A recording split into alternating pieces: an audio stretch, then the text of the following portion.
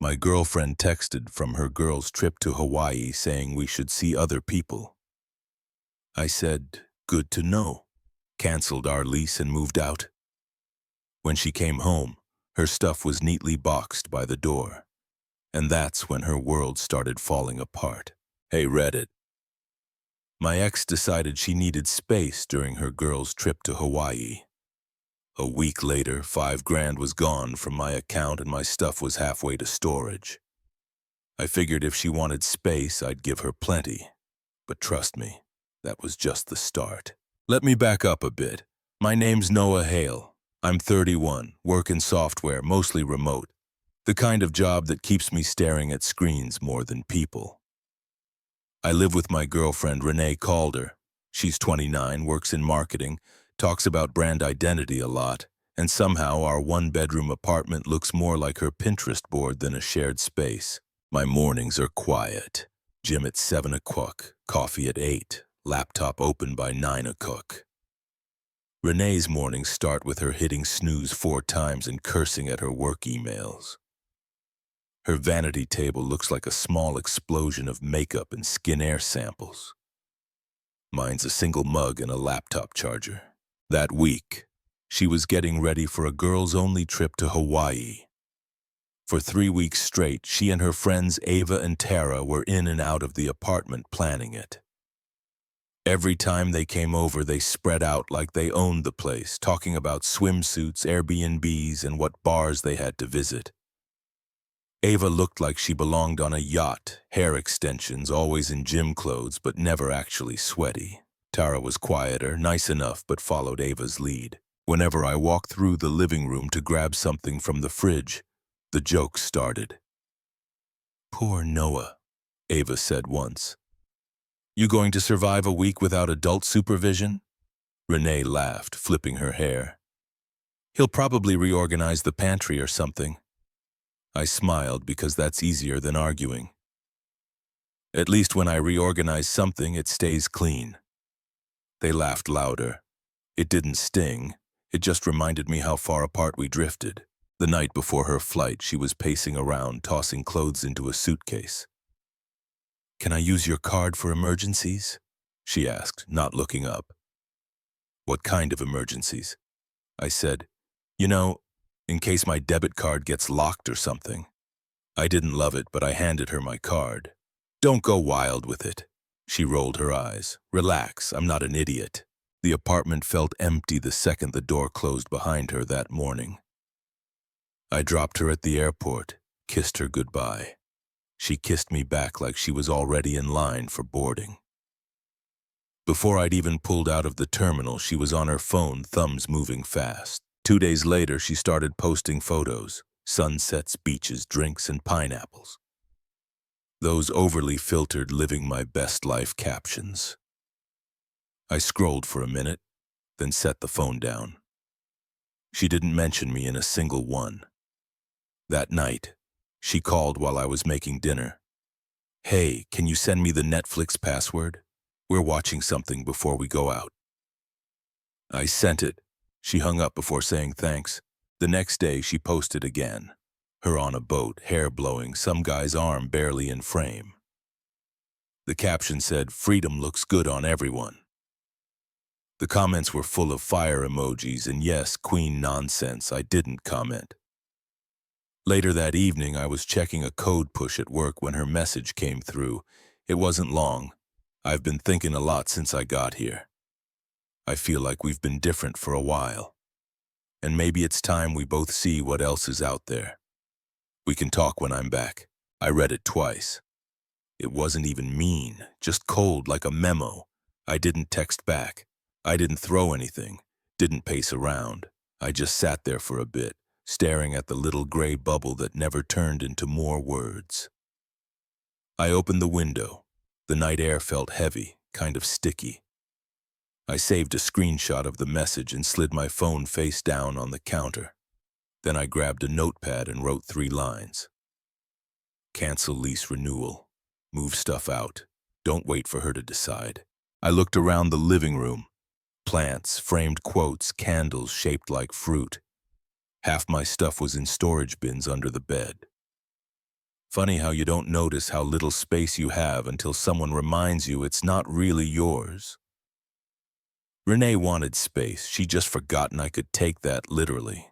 I shut my laptop, cleaned the dishes, and turned off the lights. My to-do list for the next day was already in my head. Before going to bed, I looked at my phone one more time. The message still sat there bright on the screen like it was waiting for a reaction I wasn't going to give. I locked the screen and said it out loud, mostly to the empty room. Guess I'm the emergency now. The next morning, I woke up early, made coffee, and opened my banking app out of habit. The number on the screen didn't look right. My checking account balance was $5,000 lower than yesterday. I scrolled through the recent transactions. $5,287.43. 3 charges, same day, all in Wick. A luxury spa, a jewelry boutique, and a seaside private dining experience. I sat there staring at the phone. My card was in her wallet. I hadn't touched it since the night before she left. I called the number on the back. The woman on the line sounded half asleep but polite. "Thank you for calling.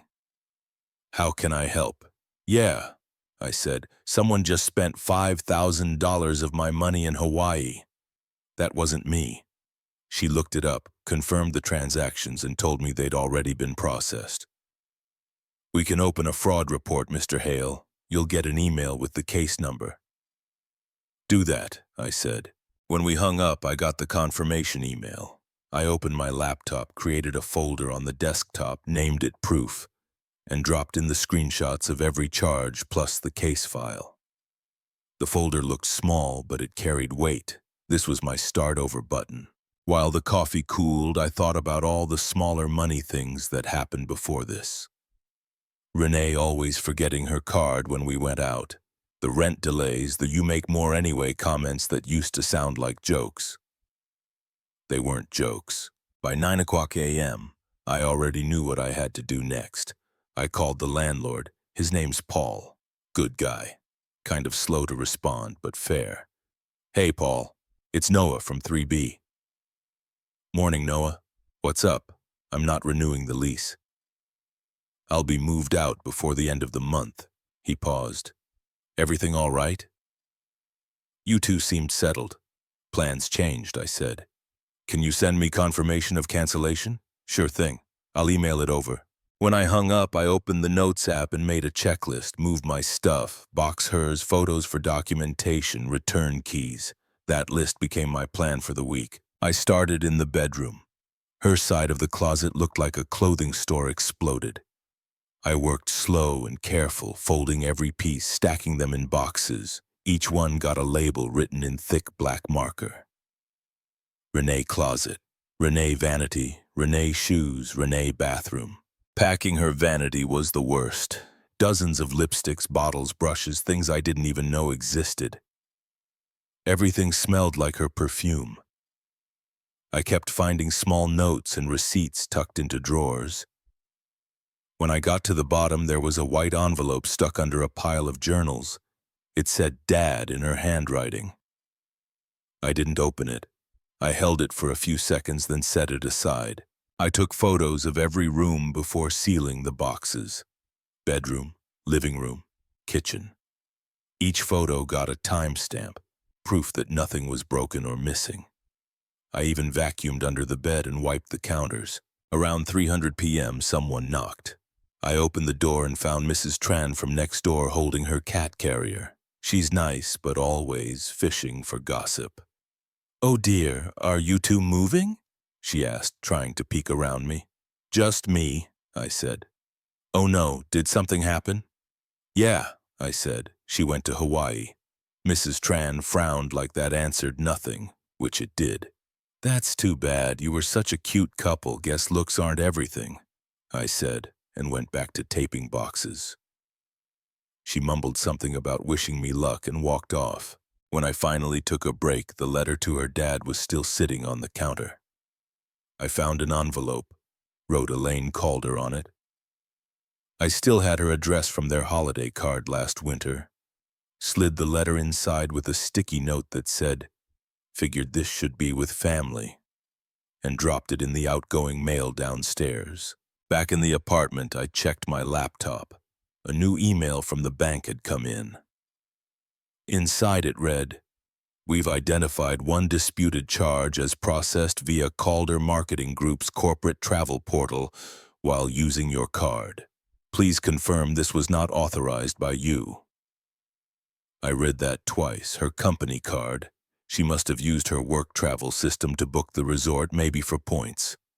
That meant her company's accounting department would see it. I replied with the same calm tone I'd used all day. "Not authorized. Confirming fraud reports still open.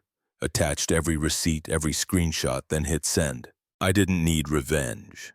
The systems she relied on were already doing it for me. As I finished taping the last box, I noticed how quiet the place felt. The constant background noise of her music, her calls, her perfume. It was all gone. Just air and space now. I moved the boxes of her stuff to one side of the living room, lined them up neatly. My side of the apartment was already empty. By evening, I'd filled 8 boxes total. 4 hers, 4 mine. The shelves looked naked. The couch looked bigger than usual. I opened the window. City noise rolled in like static. I sat down on the floor, back against the wall, and took a photo. Half-empty living room. The light from the window cutting through the middle like a line between before and after. I posted it to my social feed with one line. Some doors close themselves, no tags, no drama, just that. The phone buzzed a few minutes later. Friends liking it. A few question marks in DMs, but I didn't answer anyone. I leaned my head back against the wall and watched the sun slide down behind the buildings. The apartment smelled like cleaning spray now instead of her perfume. For the first time in a long time, it felt like I could breathe. 4 days after I boxed the last of her things, the place was quiet. I was scrubbing the counters when my phone buzzed with a voicemail from a number I didn't know. It was someone from Calder Marketing Group, Renee's company. The woman's voice was polite but firm. "Mr. Hale, we're reviewing a corporate expense attached to your card. We'd like to confirm details." She explained the resort booking ran through their corporate travel portal using my card, and my name and phone auto-filled from the card profile. I opened my laptop, attached the receipts and screenshots from proof, and sent them over with a one-line email. "All transactions unauthorized. Fraud case active." 10 minutes later, they replied, thanking me and mentioning their internal compliance process. Translation: Renee had just walked into an HR meeting she didn't expect. By afternoon, the apartment was spotless. Only her boxes were left, stacked in rows by the living room wall. I'd already moved my things to the short-term place across town, except for a small tools cleaning box I kept back for the walkthrough. I was planning to drop off the keys to the landlord the next day. Someone knocked hard. I figured it was Paul for the inspection. It wasn't. Renee stood there, tan from the trip, sunglasses on, suitcase handle in hand. She'd flown home 2 days early. She looked surprised to see the boxes before she even stepped inside. "What the hell is this?" she said. I wiped my hands on a towel. "Your stuff. You said we needed space. I just made some." "You're throwing me out like trash." "You ended it," I said. "I'm just following instructions," as she pushed past me, scanning the place. The empty shelves, my desk gone, my closet bare. "You actually moved out. You didn't even wait for me to come back. You told me not to." "That text wasn't final," she snapped. "You're so dramatic. I meant we should talk when I got home." "You wrote 'see other people,'" I said. "Hard to misread that." Her voice rose. "You embarrassed me. Everyone saw your post. People are asking questions." "It said a sentence about doors," I said. "If that embarrassed you, that's on you." She grabbed one of the boxes, saw her name written on it, and laughed in disbelief. "You labeled them? God, you're insane." "Organized," I said. For a second, she didn't know what to say. She crossed her arms, pretending to look calm. Then came the switch.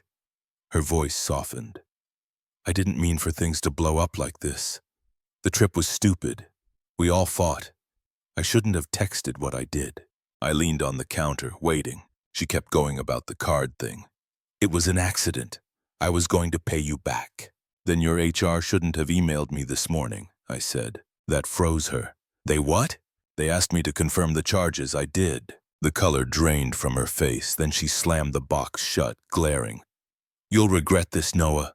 You think you're the victim, but everyone's going to know what kind of person you are.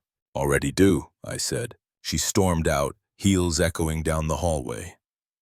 I waited until the door clicked shut before exhaling. The room felt even quieter than before. A few minutes later, my laptop pinged. Another email from the bank. We've linked additional receipts to Calder Marketing Group. Investigation expanding. I didn't smile, but it felt like closure creeping closer. I stacked the last of her boxes by the front door, printed an inventory list, and taped it to the top box. I wanted it clear that every single thing was accounted for. When I stepped into the hallway, Victor was coming back from walking his dog. He glanced at the moving straps in my hand. She show up? Yeah, I said, short visit. He gave a dry chuckle. People like that only learn when the world stops giving. I locked the dolly wheels, nodded. Then classes in session. Together we carried the last 2 boxes I'd kept back. Tools and cleaning supplies down to his truck.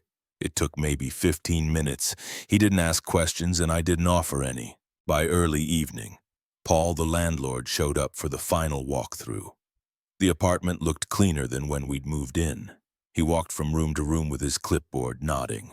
Never seen a tenant leave it this tidy, he said. I handed him the keys. Appreciate it.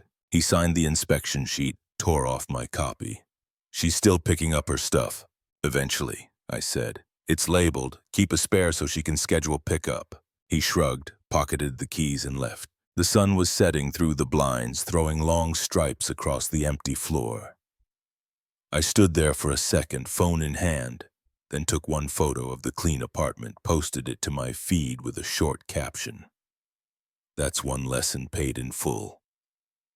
Then I locked the screen and walked out for the last time. The picture of the empty apartment had barely been up an hour before everything went loud again. My phone lit up in a way it hadn't since she first left. Messages, notifications, calls like someone had kicked a beehive. The first was Ava. You're seriously unstable, Noah.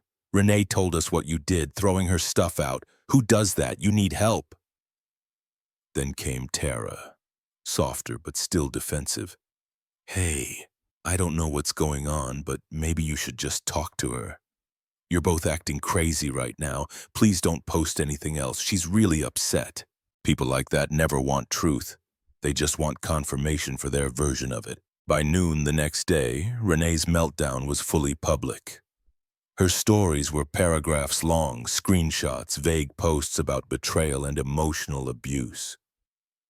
One clip was just her crying, saying she came home to find her life on the curb, the comments filled with sympathy and fire emojis.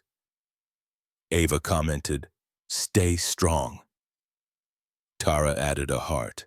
I watched one full loop, muted the account, and moved on. It didn't take long for the ripple to hit my inbox. Mutual friends texted, "Man, what happened? You okay? She's saying some wild stuff." I ignored them all. I'd spent 3 years explaining things to her. I wasn't going to start explaining her to anyone else. That night, a little after midnight, my phone rang again. The caller ID switched between unknown and her name. I let it buzz 4 times before picking up. Her voice hit immediately, shaky and high, like she'd been crying and screaming at the same time. "You're ruining me, Noah. Do you even get what you've done?" "I'm pretty sure I do," I said. "You made me look insane," she shouted. "You're posting cryptic crap so people think I cheated or something." "I didn't post you," I said. "You posted yourself." There was silence for a moment, then sobbing. "You don't understand. I didn't mean to hurt you. I just..." She stopped mid-sentence and her tone changed. The tears dropped off fast. "You know what? It wasn't even serious. You were just convenient. I was finding myself." I kept my voice level. "Didn't ruin it. Just stopped funding it." She started yelling again, but I'd already hung up. The call came through twice more, then stopped. The next morning, an email from the bank investigator landed in my inbox with the subject line, "Evidence attached." I opened it. The attachment was a merchant confirmation with the signed receipt and timestamp. Same boutique in Wook. Her signature matched and the clerk's notes listed my card. Standing at the counter, sunglasses on her head, laughing with the clerk as she signed a slip. My card sat right there on the counter beside her phone. No explanation needed. I saved the file and dropped it into the folder with the rest. I didn't send it anywhere. I didn't need anyone else to see. The facts had a way of handling themselves if you just let them breathe. Later, when I stepped out to grab groceries, I ran into Victor in the hallway. He was walking Hank, his big gray dog that looks like it could pull a truck. He looked at me, saw the set of my face, and nodded. "She's still losing it pretty loudly," I said. He leaned on the door frame. "People like that think volume wins arguments." "Yeah," I said, "I'm just glad she's yelling somewhere else." Victor chuckled once. That low kind of laugh older guys have when they've seen enough to stop being surprised. "You did the right thing. Don't let anyone convince you otherwise." "I won't," I said. "Appreciate it." He clapped my shoulder, muttered something about Hank needing dinner, and walked off. The hallway went quiet again. That night was calm for the first time in days. I cooked something simple, ate while answering a few work messages, then scrolled through headlines until the noise of the week faded. Around 10, I plugged in my phone and saw 40 missed calls and 24 new texts. Some from numbers I didn't know, some blocked. Most were screenshots or half sentences that didn't make sense. The last message, though, stood out, just one line. "You should know Lucas isn't who you think." No name, no context. I stared at it a second, then typed back, "Who's Lucas?" No reply. I checked her posts again. Nothing new yet. Just the same dramatic captions about losing everything. Maybe it was one of her friends trying to stir things, maybe someone who wanted to feel important. Either way, I wasn't chasing it. I closed the messages, muted the number. The apartment was silent, tires hissed on wet pavement outside. I looked at the stack of boxes I'd yet to move from storage. The photo on my feed still sitting there with quiet likes trickling in. Renee was spiraling in front of an audience trying to rewrite a story everyone would eventually forget. I didn't need to win. I just needed to be done. It was 3 days after that strange text about Lucas when I got a message from Tara. "Hey, can we meet for coffee? Just want to clear a few things up, not taking sides." Her name popping up surprised me. Out of all Renee's friends, Tara had always been the least loud. The one who sometimes looked uncomfortable when the other two started teasing me. I told her I could meet near my office during lunch. When I got to the cafe, she was already sitting there. Hoodie, sunglasses, coffee half gone. She looked rough, like she hadn't slept much. "I'm not here to argue," she said right away. "I just don't want you thinking I'm like them." "Didn't think you were," I said. "But I'm curious why you messaged me." She sighed and leaned forward. "You got that text about Lucas, right?" "Yeah, still don't know who that is." Her eyes flicked down to her cup. "He's the guy we met in Hawaii. Well, the guy Renee met, kind of. It's messy." I just nodded, letting her talk. Tara took a breath. "So Lucas he's some travel influencer. Has followers, sponsors, free stays at resorts, that kind of guy. We met him the second night there. He bought us drinks, said he could get us into a private event. Renee was all over him instantly." She stopped, rubbed her forehead. "The rest of the week got messy. Renee hooked up with him first. Ava did 2 nights later. I ended up with him after that. None of us knew until we got home and saw his stories. He posted clips of each of us. Different days, same room." She laughed once, a humorless sound. "We realized what happened when one of my friends tagged me in a post. That's when everything blew up between us. Renee called us traitors. Ava called her a liar. Lucas blocked all 3 of us before the flight back." I didn't say anything for a few seconds. She looked like she was waiting for me to explode or laugh or something. Finally, I said, So she lost him. Lost the friendship and then came home to find out she lost the apartment. That about right? Tara nodded. Yeah, at least she got the group rate, I said. She actually laughed. Short but real. Then she shook her head. She's spiraling, Noah. She's trying to spin it like she ended things with him, like it was her choice. But she's been blowing up his DMs nonstop.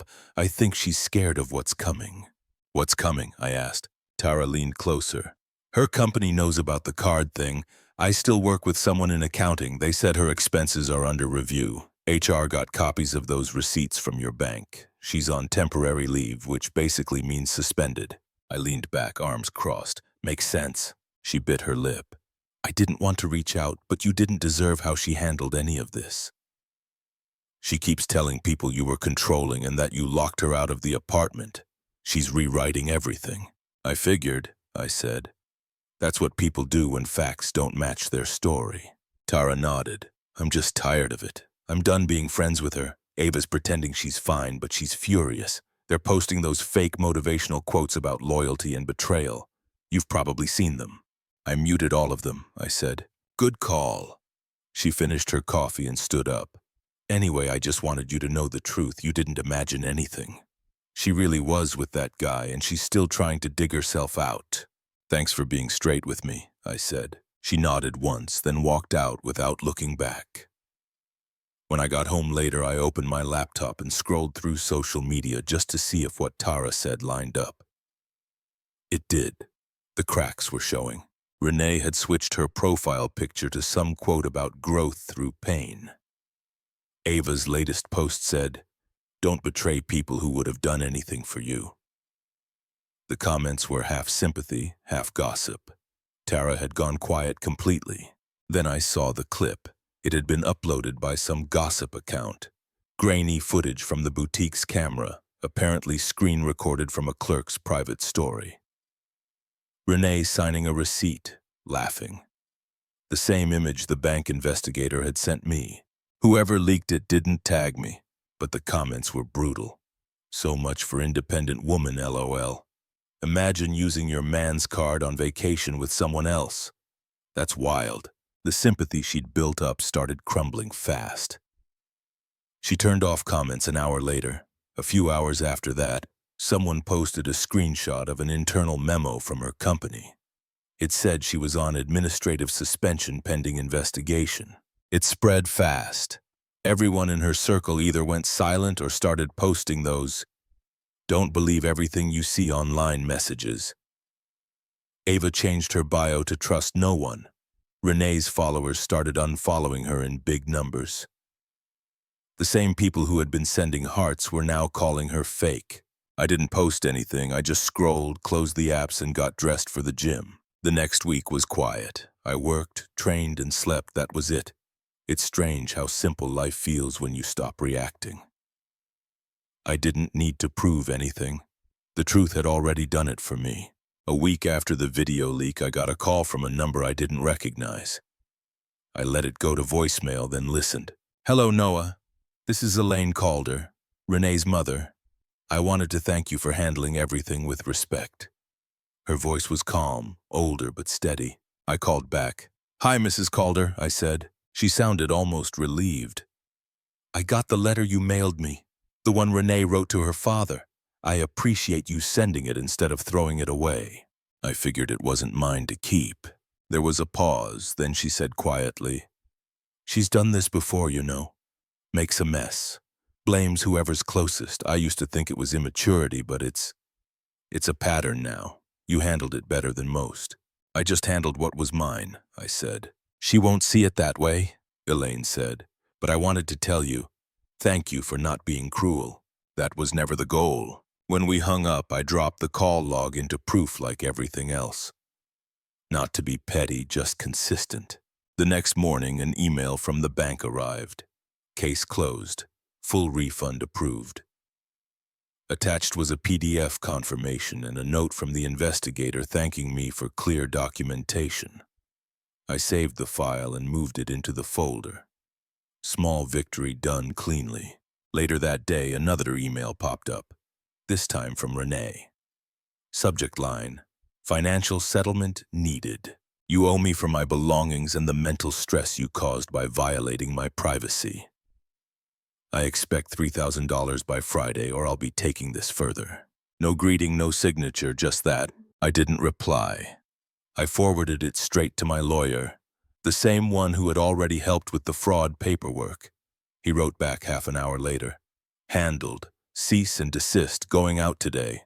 That was that. By midweek, I started clearing the last of the furniture. A couple of items had been ours together.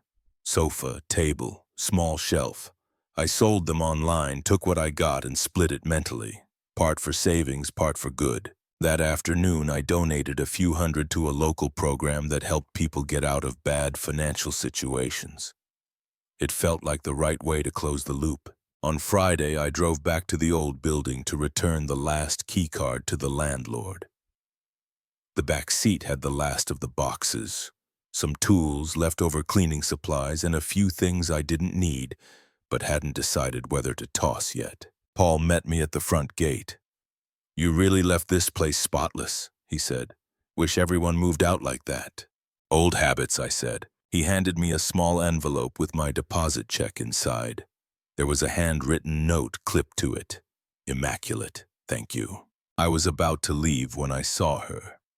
Renee, standing outside the gate, phone in hand, eyes red like she hadn't slept. She spotted me right away and came toward the car fast. I stayed where I was. She started yelling before she reached me. "You think this makes you the good guy? You lied about everything. You turned my friends against me." I rolled down the window halfway. "You should go home, Renee. You ruined my life," she said, voice cracking. "You want everyone to see me as some monster? Well, congratulations, you did it!" Paul came outside when he heard the shouting. So did the security guard from the front desk. "Ma'am," the guard said, "you need to step back from the vehicle." She ignored him. "You think you can just move on like nothing happened? You think this is over?" "Yeah," I said, "it is." Security stepped between us. Paul looked embarrassed. Renee shouted a few more things I couldn't even make out before the guard guided her toward the sidewalk. I rolled the window up and waited until they were gone. No yelling, no scene. Just air conditioning humming and the faint sound of city traffic. After a minute, I pulled out of the lot. When I got to my new apartment, it was quiet. Smaller space, one bedroom, white walls, barely any furniture. Exactly what I wanted. I unpacked the essentials. Laptop, a few shirts, a chair, and my coffee maker. That was all I needed. I set the deposit check on the counter next to the keys. For the first time in months, there wasn't a single notification or message waiting for me. No clutter, no noise, just space that finally felt like mine. 2 months later, everything looked different. Work was steady again. I was back to hitting the gym every morning before logging in. Weekends were quiet. Some running, some laundry, no drama, no noise. The new apartment felt lived in now. It wasn't fancy, but it was mine. A couch that didn't creak. A small table that doubled as a desk. A balcony that caught just enough evening sun. The biggest difference, though, was Apollo. He's a golden retriever I adopted from a rescue shelter. The lady there said he'd been abandoned, left behind when his owner moved. I looked at him through the glass and thought, yeah, same story. Now he's the one waking me up every morning. Tail hitting the wall, head on the bed waiting for breakfast. He follows me everywhere like he's making sure I don't disappear on him too. Victor came over one Friday evening carrying 2 bags of takeout and a couple of sodas. "You look like a man who eats cold food too often," he said, walking straight to the balcony. Apollo loved him instantly. Probably the tone of voice, firm but calm. We sat out there while the city lights came on, eating noodles from cartons. No heavy talk, just small stuff. Work, neighbors, Victor's plans to visit his sister. Then he nodded towards Apollo, who was asleep on my feet. "Good choice," he said. "Dogs don't lie. People could learn from that." "Yeah," I said. "He doesn't ask questions, doesn't talk back, doesn't text from Hawaii." Victor laughed, quiet and short. "You're doing fine, kid. Don't waste energy looking behind you." "I'm not," I said. "I deleted half my past already." He gave a slow nod like that was enough. The next week after work, I stopped by a cafe near the park. I brought my laptop to finish a few things, ordered coffee, and sat by the window. Apollo was tied outside with his water bowl, watching every person who passed like it was his job. About 20 minutes in, I looked up and froze. Renee had just walked in. She didn't see me at first. Her hair was darker, shorter, no makeup, no shine. She looked tired in that way people do when their lives haven't been going how they tell others online. Then she noticed me. Her eyes widened for a second before she masked it with a half smile. She walked over holding her phone like a prop. "Didn't expect to see you here," she said. Her voice was flat. I nodded once. "It's a small city." She crossed her arms. "So you're just happy now? That easy?" I kept my tone even. "I'm fine." She tilted her head. "You think you're better than me now, huh?" I met her eyes. "No," I said, "just better without you." That shut her up. She stood there like she wanted to say something else but couldn't find the words.